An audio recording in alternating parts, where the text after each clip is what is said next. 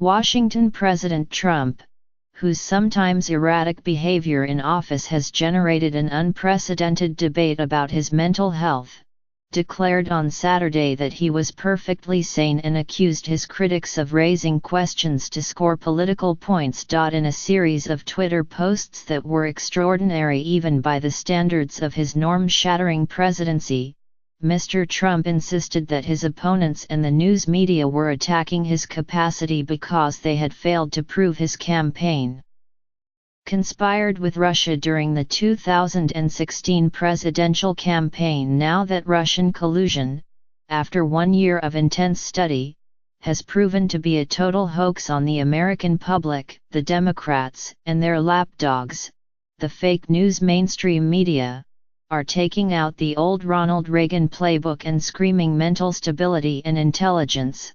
He wrote on Twitter, even as a special counsel continues to investigate the Russia matter. Actually, throughout my life, my two greatest assets have been mental stability and being, like, really smart, he added.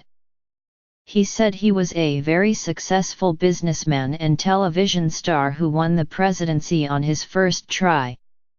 I think that would qualify as not smart, but genius, and a very stable genius at that.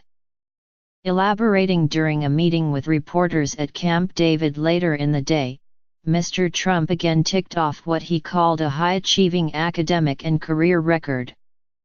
He raised the matter only because I went to the best colleges, or college, he said. Referring to a new book citing concerns about his fitness, he said, I consider it a work of fiction and I consider it a disgrace. The president's engagement on the issue is likely to fuel the long-simmering argument about his state of mind that has roiled the political and psychiatric worlds and thrust the country into uncharted territory. Democrats in Congress have introduced legislation to force the president to submit to psychological evaluation. Mental health professionals have signed a petition calling for his removal from office. Others call armchair diagnoses a dangerous precedent or even a cover for partisan attacks. In the past week alone, a new book resurfaced previously reported concerns among the president's own advisors about his fitness for office. The question of his mental state came up at 2 White House briefings and the Secretary of State was asked if Mr. Trump was mentally fit. After the president boasted that his nuclear button was bigger than Kim Jong-un's in North Korea, Richard W. Painter, a former advisor to President George W. Bush, described the claim as proof that Mr. Trump is psychologically unfit and should have his powers transferred to Vice President Mike Pence under the Constitution's 25th Amendment. Mr. Trump's self-absorption, impulsiveness, lack of empathy, obsessive focus on slights, tenuous grasp of facts and penchant for sometimes far-fetched conspiracy theories have generated endless op-ed columns, magazine articles, books, professional panel discussions and cable television speculation. The level of concern by the public is now enormous, said Bandy X. Lee, a forensic psychiatrist at Yale School of Medicine and editor of The Dangerous Case of Donald Trump, 27 psychiatrists and mental health experts assess a president, a book released last fall. They're telling us to speak more loudly and clearly and not to stop until something is done because they are terrified. As Politico reported, Dr. Lee was invited to Capitol Hill last month to meet with about a dozen members of Congress to discuss the matter. But all but one of the lawmakers she briefed are Democrats. While some Republicans have raised concerns, they do so mostly in private. Others scoff at the question, dismissing it as outrageous character assassination. Few questions irritate White House aides more than inquiries about the president's mental well-being, and they argue that Mr. Trump's opponents are trying to use those questions to achieve what they could not at the ballot box. This shouldn't be dignified with a response, said Kellyanne Conway, the White House counselor. The partisans on Capitol Hill consulting with psychologists should reorient their spare time. Support the president's positive agenda of middle-class tax cuts, rebuilding infrastructure, and the military, investing in our workforce, Ms. Conway said later in an email. The never-ending attempt to nullify an election is tiresome. If they were truly worried about the country, they'd get to work to help it. Thomas J. Barrack, a friend of Mr. Trump's, was quoted in Michael Wolff's new book, Fire and Fury, Inside the Trump White House, as telling a friend that the president was not only crazy but stupid. In interviews, Mr. Barrack denied that and insisted that many people miss Mr. Trump's actual brilliance. POTUS has learned over time that Socratic testing and a lack of predictability is a worthy weapon in both negotiations and in keeping his team well-honed, unentitled and on alert, he said, using the initials for President of the United States. He has no truck with political correctness, self-promotion or personal hubris of his team. This may cause him to appear at times to be overly realistic, blunt, or to be politically insensitive even to his own subordinates. However, that is not the case. Still, in private, advisors to the president have at times expressed concerns.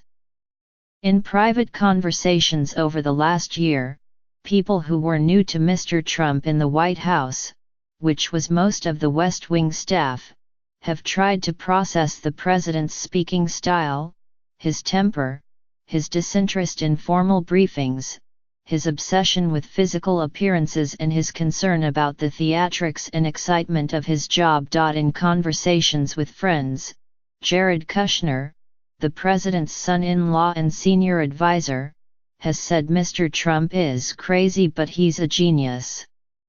Other advisors speak about the president as a volatile personality who has to be managed carefully.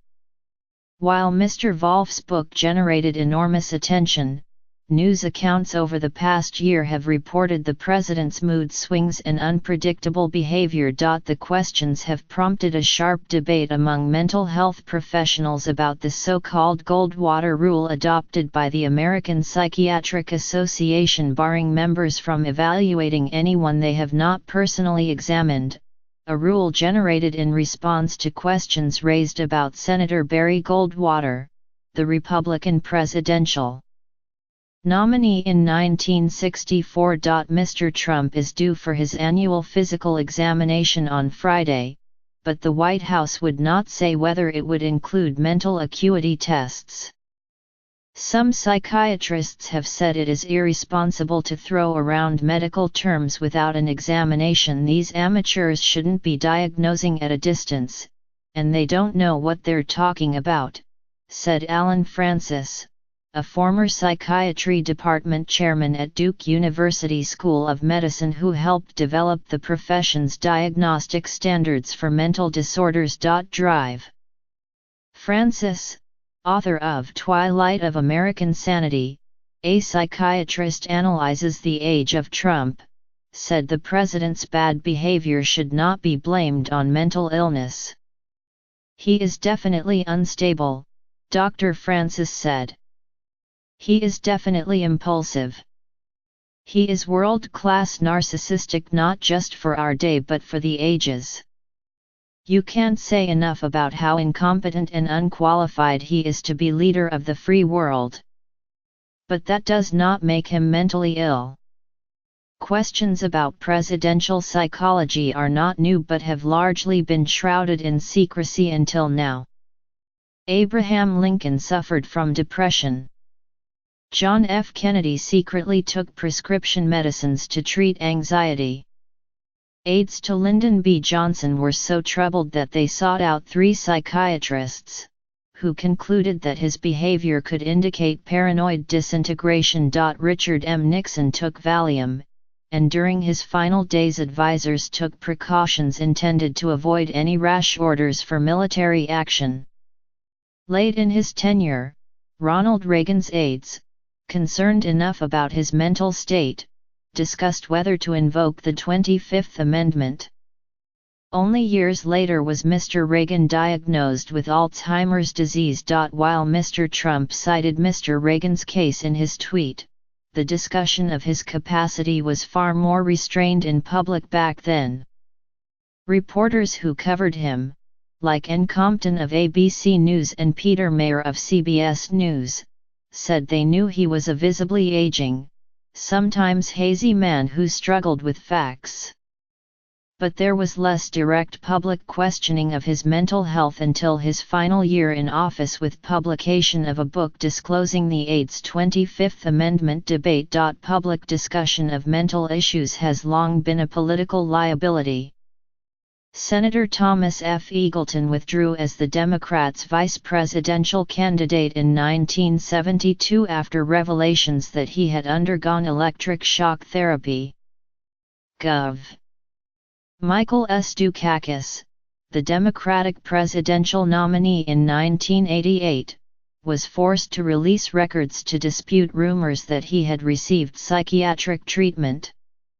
Bill Clinton's aides were grilled on whether he was being treated for sex addiction. Mr. Trump's capacity has been discussed openly since the 2016 campaign. Senator Rand Paul of Kentucky, then a rival for the nomination, called him a delusional narcissist. Senator Lindsey Graham of South Carolina, another Republican candidate, said, "I think he's a kook. I think he's crazy. I think he's unfit for office." But fewer Republicans are willing to say that now that Mr. Trump is in office.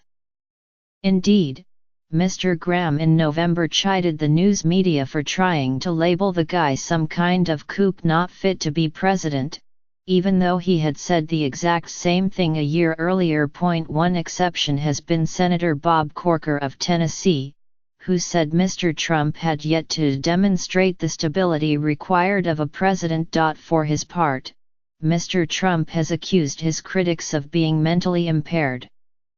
He regularly describes adversaries with words like crazy, psycho and nut job.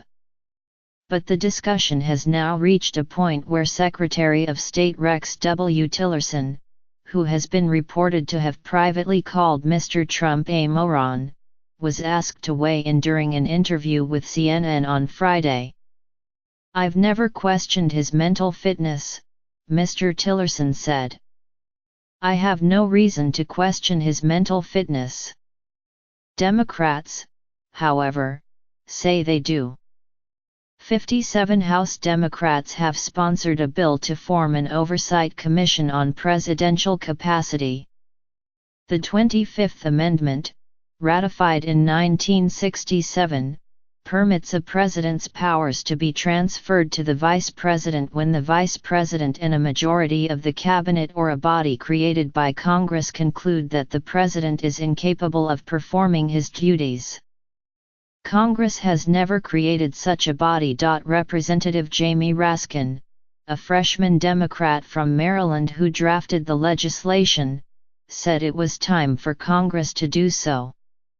He said his concern was as much about cognitive issues, citing the president's occasional slurred speech and inability to form complete sentences. The 25th Amendment was passed in the nuclear age, and we have to keep faith with its central premise, which is there is a difference between capacity in a president and incapacity, said Mr. Raskin. "We haven't been forced to look at that question seriously before, and now we are.